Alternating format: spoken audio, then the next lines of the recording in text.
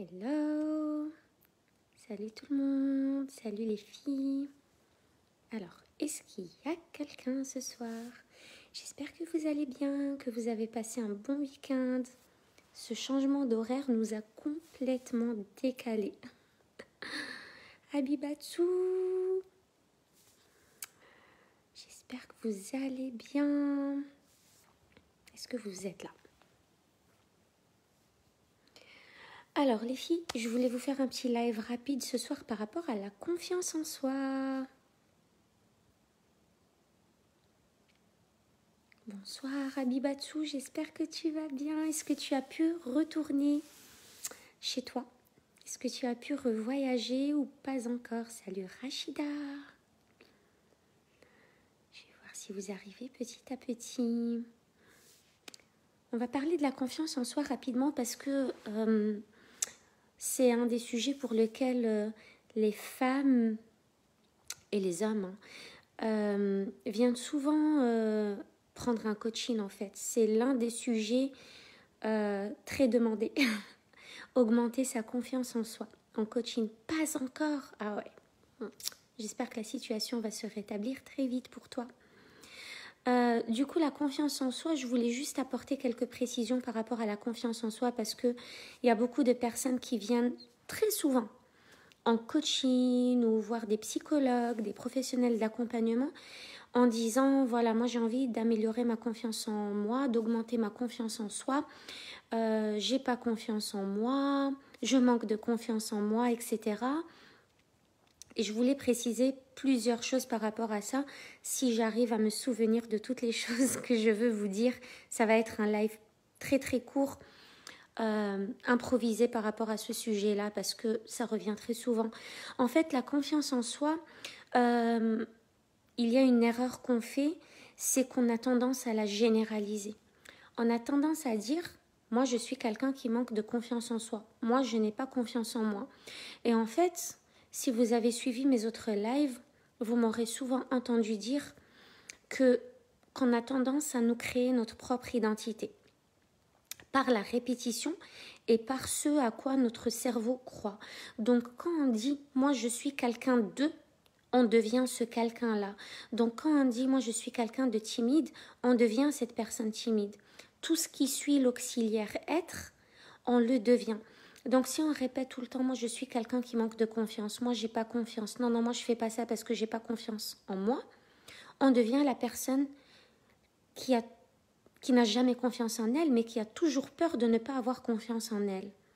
Donc ça va faire la personne qui ne va jamais oser se lancer, faire des choses, parce qu'elle a peur de ne pas avoir confiance en elle. C'est pas parce qu'elle n'a réellement pas confiance en elle. Cette peur, c'est juste une peur parce que, en fait, en général, on ne fait même pas la chose pour laquelle on a peur de ne pas avoir confiance en soi. Du coup, on ne peut pas savoir si on a confiance ou pas, si on y arrive ou pas. Alors, notre cerveau a tendance à nous éviter de souffrir et du coup, il va même nous empêcher de faire la chose parce que dans sa tête, au cerveau, on n'a pas confiance.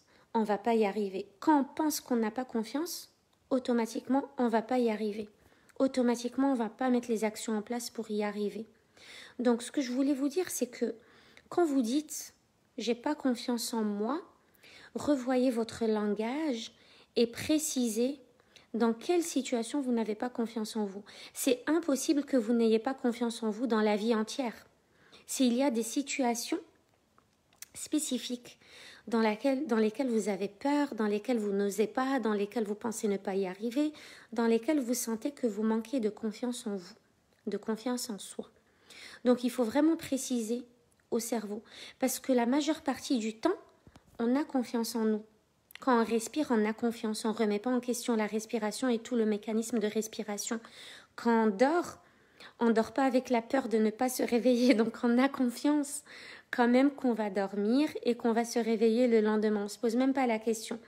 Quand on mange, on a confiance que notre estomac va faire le travail, nos intestins aussi, etc. Que tout le système digestif va faire le travail de digestion pour nous. Donc, il y a beaucoup de situations dans lesquelles on a confiance.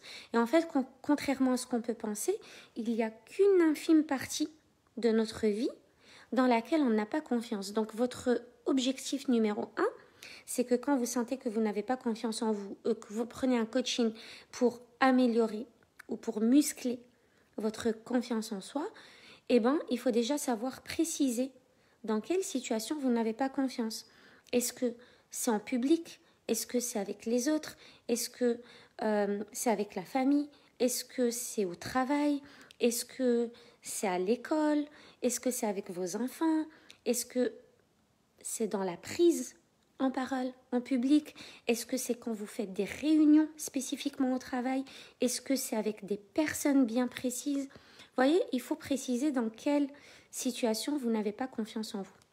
La deuxième chose que je voulais vous dire, c'est que la confiance en soi, en fait, c'est un truc qui se travaille.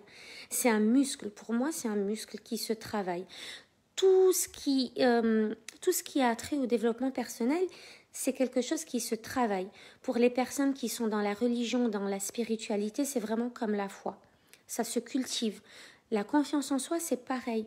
En fait, on aura toujours dans notre vie des situations où on ne va pas avoir confiance. La confiance, c'est le fait d'être persuadé, quand on a confiance en nous, c'est qu'on est persuadé que quoi qu'il arrive, on va traverser notre situation, que quoi qu'il arrive, on va y arriver, que quoi qu'il arrive, on va rebondir, que quoi qu'il arrive, on va s'en sortir. Donc c'est ça la confiance en soi, c'est que quoi qu'il arrive, on va s'adapter, on va y arriver. Donc la confiance en soi, ça se travaille, ça se muscle, ça se cultive. Maintenant, comment ça se cultive? En traversant ce qui nous fait peur, en traversant la peur dans laquelle on est mise dans une situation donnée. Il n'y a qu'en passant à l'action qu'on augmente notre confiance en soi.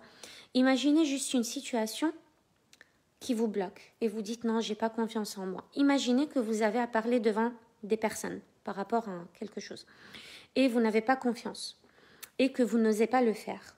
Du coup, vous n'allez pas le faire forcément parce que votre cerveau vous projette déjà dans les conséquences catastrophiques de la situation si vous le faites. Donc en fait, il veut tellement vous surprotéger qu'il va vous dire de ne pas le faire. Donc vous n'allez pas le faire. Hey Sylvie! Et du coup, vous n'allez pas prendre la parole en public et vous allez continuer à vivre toute votre vie dans le manque de confiance en vous, dans cette situation donnée. C'est-à-dire que même si un jour vous êtes dans un repas de famille et qu'on vous demande de parler, vous allez flipper. Si un jour on vous demande de présenter votre projet à une réunion, vous allez flipper. Si un jour on vous dit vous arrivez à un entretien d'embauche, vous allez flipper. Si un jour vous avez à faire un speech, un discours, un mariage ou un enterrement, vous allez flipper. En fait, à chaque fois que vous allez devoir vivre une situation qui va vous rappeler cet événement spécifique, vous allez flipper. Évidemment, tout ça vous renvoie à votre passé, à votre enfance. Qu'est-ce que vous avez vécu avant qui a fait que vous perdiez confiance en vous dans cette situation-là? De quoi votre cerveau se rappelle et qu'est-ce qu'il vous ressort comme disque à chaque fois qu'on vous demande de prendre la parole en public? Donc j'ai pris cet exemple-là. Mais en fait, je crois que j'ai perdu le fil de ce que je voulais vous dire au fond. Ah oui, c'est que il y aura toujours des situations où on va avoir peur. Il y aura toujours des situations qui vont nous mettre le doute. Il y aura toujours des situations où on ne va pas oser. Et du coup, on va dire, non, j'ai pas confiance en moi. Mais tant qu'on n'a pas traversé ces situations-là, on sera toujours comme ça. Donc, le seul moyen de muscler la confiance en soi, c'est de foncer. C'est comme le seul moyen de ne pas avoir peur, c'est de traverser la peur pour se rendre compte qu'il n'y avait pas de quoi avoir peur en fait à la base. Et la confiance en soi, elle est directement liée aux croyances, elle est directement liée à la peur, tout dans le développement personnel se chevauche en fait, il y a tout qui est lié. Et quand vous allez débloquer un truc, une blessure, une peur, une croyance, vous allez débloquer plein de choses. Donc, juste pour ne pas faire d'amalgame, il ne faut pas croire que se faire coacher pour la confiance en soi va vous faire avoir 100% de confiance en vous et que ça s'arrête là et c'est réglé, on est intouchable, on est inarrêtable, on est immortel. C'est pas ça. C'est vous allez apprendre comment traverser ce qui vous fait peur pour gagner en confiance. C'est ça que vous allez apprendre. Et plus vous gagnez en confiance, plus vous allez oser, plus vous allez effectivement vous sentir inarrêtable, mais ça ne veut pas dire qu'il n'y aura jamais de situation dans votre vie dans laquelle vous allez sentir que vous manquez de confiance en vous, mais vous allez apprendre à gérer ces situations-là. Et c'est ça qui est beau, c'est ça qui est encore plus extraordinaire que de juste avoir confiance en soi dans une situation donnée. Et basta, ça ne s'arrête pas là. Sylvie, je suis en plein dedans, on me propose pour un coaching en entreprise ce que je n'ai encore jamais fait. Yeah! Célébration! Les coachings en entreprise, c'est extraordinaire. Justement, qu'est-ce qui te fait peur? Et que te dit cette peur? En fait, c'est pas que tu n'as pas confiance en toi, c'est que tu as peur de ne pas être à la hauteur. Finalement, la confiance en soi, le syndrome de l'imposteur, etc., c'est des peurs, c'est lié à une peur. Donc, c'est la peur de ne pas être à la hauteur des attentes. Voilà, je pense que c'est ça. Du coup, qu'est-ce qui te fait peur? Et le message positif de la peur, c'est de se préparer à un événement. Donc, en fait, quand on a peur, ça veut dire qu'on n'est pas assez préparé à un événement. Donc, qu'est-ce que tu pourrais faire pour t'y préparer? Tu vois, et quelles sont les actions que tu peux mettre en place pour t'y préparer?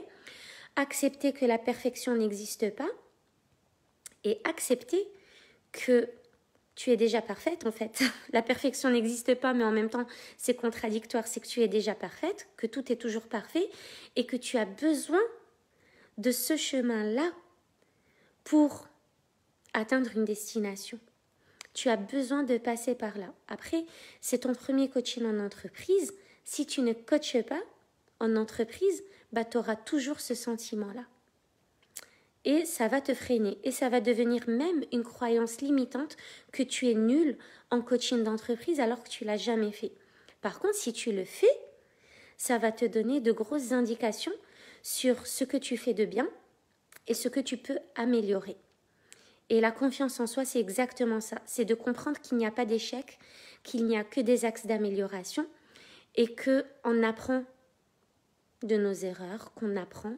Et c'est en faisant le plus petit pas possible qu'on apprend en fait, qu'on s'améliore. Et plus on fait les choses pour lesquelles on a peur, plus on augmente notre confiance en soi. Mais la confiance en soi, elle peut aussi être augmentée par la maîtrise des choses, pas la maîtrise, la répétition. Et la répétition des choses qu'on maîtrise déjà. Je le dis souvent pour les enfants, un enfant qui ne maîtrise pas des notions mathématiques, on ne va pas lui faire subir cet échec à répétition. On va plutôt lui faire plein d'exercices de ce qu'il maîtrise déjà pour qu'il regagne en confiance et ensuite il aura assez d'énergie mentale pour attaquer ce qu'il ne maîtrise pas. Donc voilà, c'était juste un petit exemple, c'est qu'en faisant des choses que tu sais faire, que tu sais très bien faire et que tu sais maîtriser, tu gagnes en confiance. Mais en même temps, c'est en faisant des choses que tu n'as jamais faites de ta vie que tu gagnes en confiance également.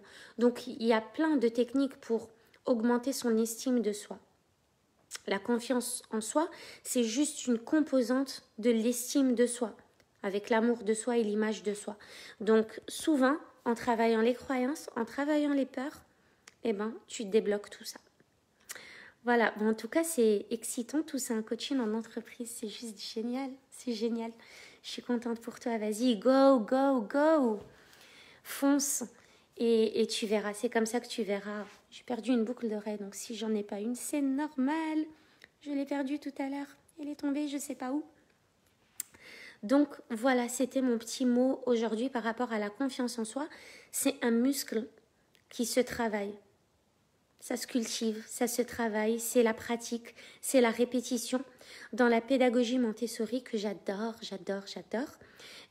les enfants, ils apprennent dès le plus jeune âge à avoir une bonne confiance en eux, en leurs gestes, en faisant quoi?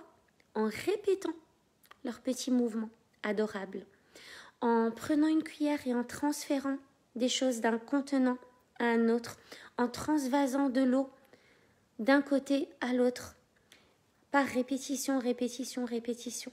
Et c'est comme ça qu'ils apprennent à avoir confiance en leurs gestes, à avoir confiance en eux, à s'aimer. Et c'est comme ça aussi, finalement, qu'ils apprennent à... Comment dire? Je voulais dire quelque chose, et puis j'oublie en fait. Je veux vous dire des trucs, et puis j'oublie. Ils apprennent à avoir confiance en eux, ils apprennent à avoir confiance en leurs gestes, et en même temps, ils apprennent à maîtriser leurs gestes. Voilà, c'est ça. C'est la maîtrise qui fait qu'on se sent confiant au final. C'est la répétition qui fait la maîtrise, et c'est la maîtrise qui donne la confiance. Voilà, je vous embrasse les filles, et je vous dis à très très vite. Bye bye, bonne soirée.